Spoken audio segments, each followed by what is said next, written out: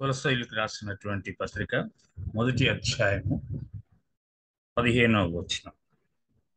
ఆయన అదృశ్య దేవుని స్వరూపి అయి సర్వసృష్టికి ఆది సంభూతుడై ఉన్నాడు. ఆయన అదృశ్య దేవుని స్వరూపి అయి సర్వసృష్టికి ఆది సంభూతుడై ఉన్నాడు.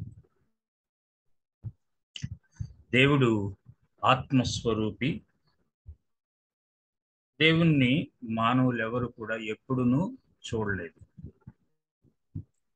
దేవుడు తను తాను మానవునికి బయలుపరుచుకొనటంలో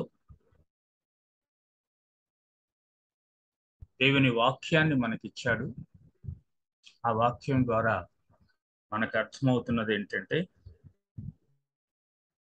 దేవుని ఎవరునూ ఎప్పుడునూ చూడలేదు. తండ్రి రొమ్ముననున్న అద్వితీయ కుమారుడే ఆయనను మనకు బయలుపరిచాడని యోహాను సువార్త మొదటి అధ్యాయము 18వ వచనంలో మనం చదువుతూ ఉంటున్నాం.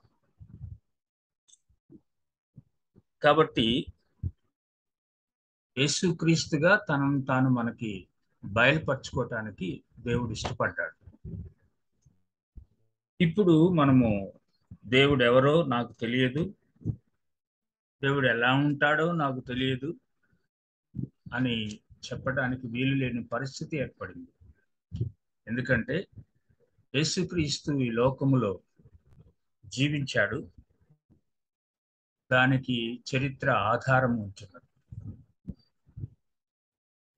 ఆయనను గురించి బైబిల్ గ్రంథము చాలా చక్కగా వివరణాత్మకంగా ఆయన ఎవరో, ఎందుకు ఈ లోకంలోనికి వచ్చాడో, మానవుని కొరకు ఎందుకు శిలువ మీద మరణించవలసి వచ్చింది, ఆయన మరణమును జయించి తిరిగి లేచుట ద్వారా ఆయన మానవాళికి ఏ సందేశాన్ని అందిస్తూ ఉంటున్నాడు, ఇవన్నీ కూడా బైబిల్ గ్రంథము చాలా చక్కగా మనకి వివరిస్తూ ఉంటున్నది.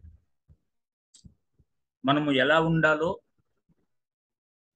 ఆ విషయం కూడా ఈ లోకంలో, అంటే మనం ఎలా జీవించాలో ఆ విషయం కూడా యేసుక్రీస్తు ద్వారా మనము తెలుసుకుంటూ ఉంటున్నాం. ఆయన ఈ లోకంలో జీవించాడు. అనేక మందికి మాదిరికరమైనటువంటి జీవిత విధానాన్ని చూపించాడు. అనగా ఈ శరీరంలో ఆయన జీవిస్తూనే శరీరంగా ఉంటున్నటువంటి మన కొరకు ఎలా జీవించాలో మాదిరిని చూపించాడు ఆయన. మనము పోగొట్టుకున్నటువంటి దేవుని స్వరూప స్వభావాలను యేసుక్రీస్తు తన మరణ పునరుద్ధానాల ద్వారా మనకి ఇవ్వటానికి ఇష్టపడ్డాడు. అనగా దేవుడు ఆ విధంగా యేసుక్రీస్తుని మన కొరకు లోకానికి పంపించుట ద్వారా, ఆయన మరణించి తిరిగి లేచుట ద్వారా, ఆయన ద్వారా మనము కోల్పోయిన స్వభావాన్ని, మనము కోల్పోయినటువంటి దేవుని స్వరూపాన్ని ఇవ్వటానికి ఇష్టపడుతున్నాడు. ఆయన రక్తము ద్వారా విమోచింపబడిన మనకు తన పరిశుద్ధాత్మను అనుగ్రహించుట ద్వారా క్రీస్తు స్వరూపము మరలా మనకి ఇవ్వటానికి ఇష్టపడ్డాడు. అనగా మనం కోల్పోయిన స్వరూపం పరిశుద్ధాత్మ దేవుని ద్వారా మనము మరలా యేసుక్రీస్తు స్వరూప స్వభావాల్లోనికి మార్చబడగలం.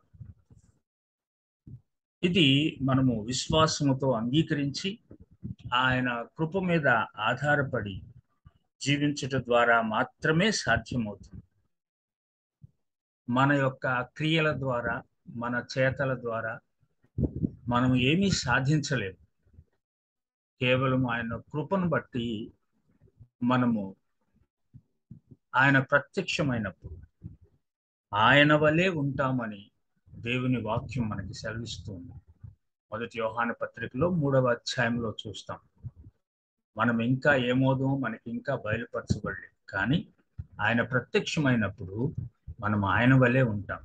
ఇది ఎప్పుడు సాధ్యమవుతుంది అంటే ఆయన యొక్క మరణ పునరుద్ధానాలను విశ్వాసముతో అంగీకరించి పరిశుద్ధాత్మ మనలోనికి వచ్చుట ద్వారా మనలను ఆయన నడిపిస్తున్నాడు అనే సత్యాన్ని గుర్తించి ఆయనకు లోబడి ఆయనకు మహిమకరముగా ఈ లోకములో జీవించినప్పుడు మనము తప్పకుండా ఆయన వలె ఉంటాము.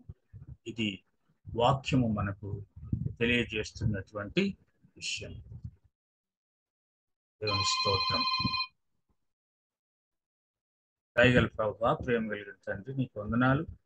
ఈ వాక్యం వింటున్నటువంటి నీ బిడ్డలు సత్యాన్ని గ్రహించుటకు నీ కృప దయచేయమని యేసుక్రీస్తు నామం పేరిట అడిగి వేడుకుంటున్నాం తండ్రి. ఆమేన్.